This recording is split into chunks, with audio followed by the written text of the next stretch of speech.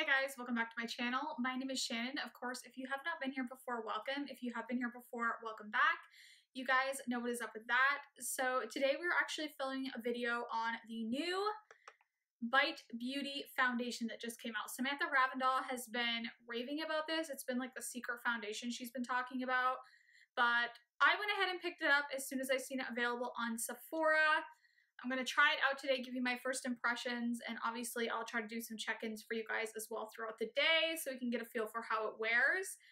If you guys do want to see me apply the foundation, my first impressions and review, then just keep watching. Alright, so I have you zoomed in, I think, fairly well. I do have you attached to my monitor, and of course it's like frozen, so let's hope that we are recording. I don't know why this freezes every time I do this. It's super annoying though, but it is what it is. It's what I have to film with right now. I'm going to be using, like I said, the Bite Beauty foundation, this guy right here. I like the packaging. It's pretty simple. It's just kind of like a nude pink, and then you can see the color around the bottom, and it is a squeezy tube. I purchased this on the Sephora Canada website, so it is available on Sephora and I believe the Bite Beauty website. It comes with 30 mils of product, or 1 fluid ounce, which is the typical amount that you do get in a foundation. And I picked up the shade L30, which we'll see if it works out for me. There were some fairer shades than this, but I felt like I didn't want to go too fair because I didn't want it to be like super white. So I went ahead and went with this shade. There are 32 shades to choose from on the Sephora website, which isn't too bad of a shade range. I don't think personally it had a pretty good gradient, so you can check it out on there. It did retail for 52 Canadian dollars. Obviously, it is going to be a little bit less in the US, but I'm not sure on the exact pricing. They did also release 2 primers, one for normal to dry skin and one for like oily, I think like or normal to oily or combo skin, and a powder, but I only picked up the foundation. This was really what I was interested in testing out, so that's what I went ahead and grabbed. But you, of course, can purchase anything that you want from the line. It is called the Changemaker Supercharged Micellar Foundation. And I think this whole line is called like the Changemaker line. So there is supposed to be like micellar technology with this, which I don't really know what that means. But essentially it's supposed to mimic your skin texture to give you the most like flawless, like skin-like finish when you apply this. So we'll see about that. I kind of think a lot of makeup companies just come up with things like this just to make things more interesting, but you know, that's what they're claiming, so I figured I'd let you guys know. It is supposed to be a natural finish with a medium coverage, which is something that I personally look for. Bite Beauty is a clean beauty brand. I don't know a lot about clean beauty, but from what I understand, there's like 50 or so ingredients that don't include sulfates, parabens, phthalates, a bunch of different things that aren't included in this. This is a cruelty-free, vegan, and also a gluten-free product. So if that is something that is important to you, that's just the info. I just wanted to let you guys know that. But yeah, you guys can see what I'm working with. I do have some redness on my face and like down here along my chin area. Obviously, it's not broken out, it's just redness. Otherwise, my skin is actually pretty normal, so you know, there's stuff to cover up, obviously, discoloration, all that stuff. I do have my by Terry Hyaluronic Hydrating Primer on. That one's really expensive. You don't have to purchase that, but I really like that primer and I use it a lot. So I wanted to use a primer with this that I typically do use, so I did go ahead and use that primer. But you can use whatever you want. Like I said, there is primers that come with this. I just chose not to purchase it. Not the biggest primer person. But yeah, we're going to go ahead and yeah, you're pretty zoomed in. So I'm going to get my brush. I'm going to use the Morphe x Jaclyn Hill, a JH03 brush. I like this brush. I've been using it for a while. So I'm going to use this to apply it. And I'm actually going to get a mirror because apparently I didn't bring a mirror with me. So just one second. All right, so I'm back and I put my hair a little bit on my face. It's like so frizzy today. I don't understand. Anyways, it's fine. It is what it is. We're just going to work with it. So I'm going to go in with a little bit of this guy. So it is just like a standard like squeezy tube. Okay, the shade doesn't look too bad. Doesn't look too bad, so we'll see. So that's what it's looking like. I just went in with about that much, and I'm just gonna put my mirror up here and just kind of look this way. And I like to dab my foundation all over. Some on my nose. I really want to get that hair out of my face. Okay. No, the shade match looks pretty good actually. I'll just like put that behind me actually. Yeah, that's not too bad of a shade match for me. Hopefully my lighting's not too bad. I think you can see my face really well, like this kind of redness and stuff on my face.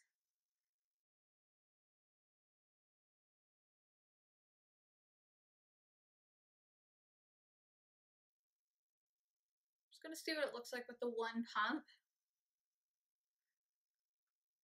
I always forget the spot like on the tip of my nose for some reason.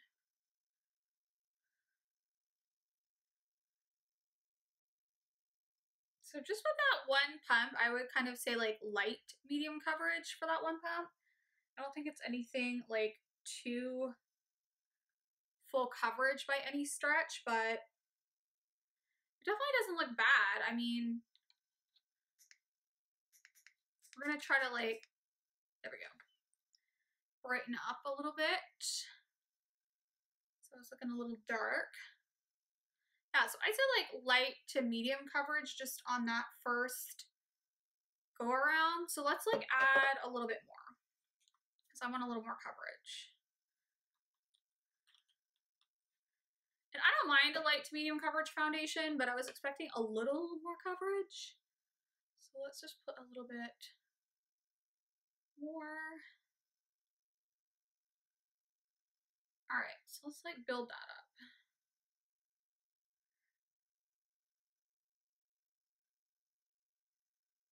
I did put my brows on before, which I usually don't, but I just felt like I needed some brows.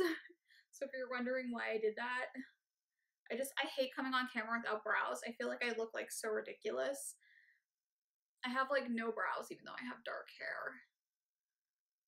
This does have a slight like fresh scent to it. Can't put my finger on what it is. It's really light though, like it's not like overpowering and it kind of like dissipates like when you put it on, but I can smell it a little bit on my brush.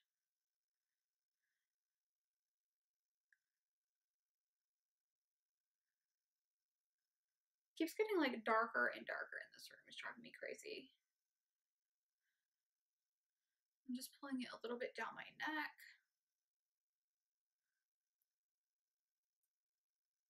Okay. So I have it all applied. So I think it doesn't look too bad. Like it has like definitely like it can be built up, and I do think it's kind of a medium coverage. It does definitely look like my skin.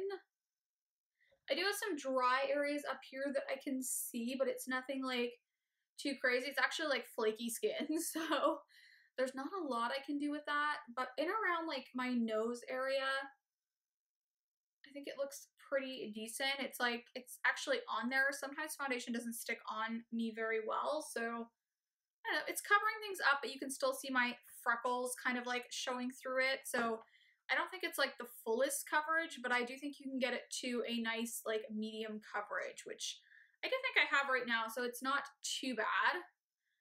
I'll just kind of like show you guys that. Let's do a little back and forth. Not looking too bad at all. Yeah, it's not looking too bad at all. So that's kind of what it looks like. I don't think it's too bad. It does have that more natural kind of finish. Like I said, you can see your skin through this. Like it's not that super full coverage like something like a Huda Beauty, which is not what I was expecting, but just so you guys know, but I do think it looks pretty good. And just for fun, we're going to go in with the Hourglass, the new concealer. Even though I've tried this, I do like this. I know Samantha Ravindal likes this as well. So I guess we're doing like a Samantha Ravindal video today. So I'm just going to plop this under my eyes a little bit. I usually do my eyes first, but I'm not going to do a lot with my eyes today anyway. So I'll do those off camera after. I was going to do that for now because this does dry down. This concealer does dry down pretty quickly. So if you want to have some time to blend it out, I would just do sections.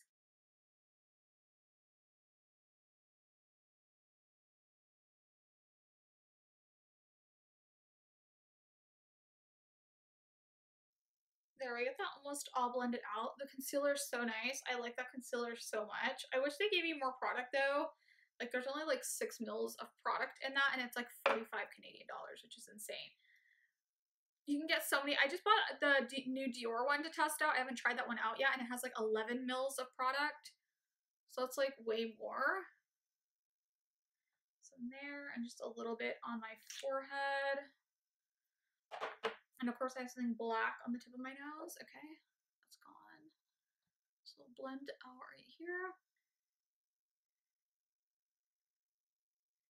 Blend that a little bit into my nose. I'm just using this to kind of like brighten up this area. And then we'll go in with some powder just so you can see what it looks like fully powdered.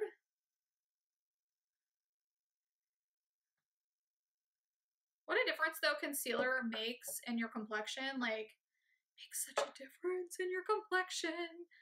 Alright, so I'm going to go in with my by Terry. This is the Hyaluronic Tinted Hydra Powder in Rosy Light. So I'm going to go in with a little bit of that just to set everything. We'll give it a little bit of a shake. And I'm going to use my JH07. I like this for setting underneath the under eyes. Just put a little bit under here.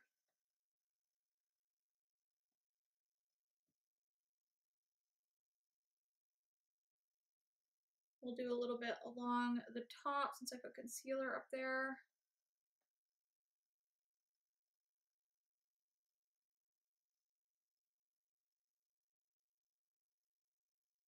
Don't mind my like hideous faces when putting powder on. It's so hilarious when I look back at some of the faces I make when I put powder on.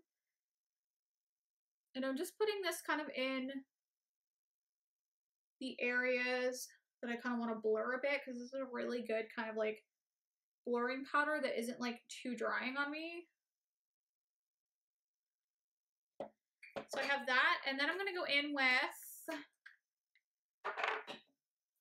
with this Jaclyn Hill Moonlight like highlighting powder. I have been using this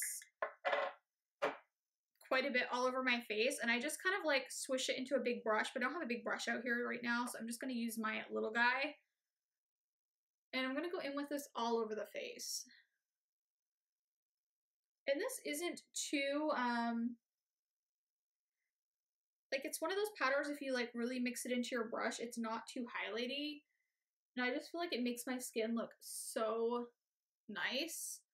So I really like this. I have the shade Do Me, by the way, in the Sky, and this is what it looks like. But you can see it just kind of gives your skin this like nice little bit of a filter. All right, so I really like the look of that. So I have that all kind of set in. I think it's looking pretty good, especially set and with that concealer. It looks really nice. So what do you guys think?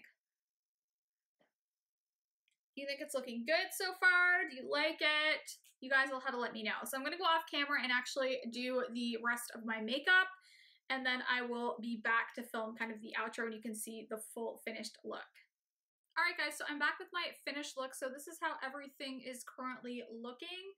I think it looks pretty good. Everything applied really nicely over top of the foundation. I didn't have any issues whatsoever with application. Like, I think it looks really, really pretty. It gives your skin some life still. Like, it's a natural finish, but it does give your skin that little bit of like, not so much of a glow. I don't know. It's kind of very subtle, but it just gives your skin life. And I like foundations like that because I don't like to look too glowy and I don't like to look too matte. So I think this one is a nice like in between. Definitely more of a natural finish. Like I said, you can see your normal skin through it, but you can build up the coverage. I think upon the first application though, it was like light to medium coverage and then I built it up to medium coverage.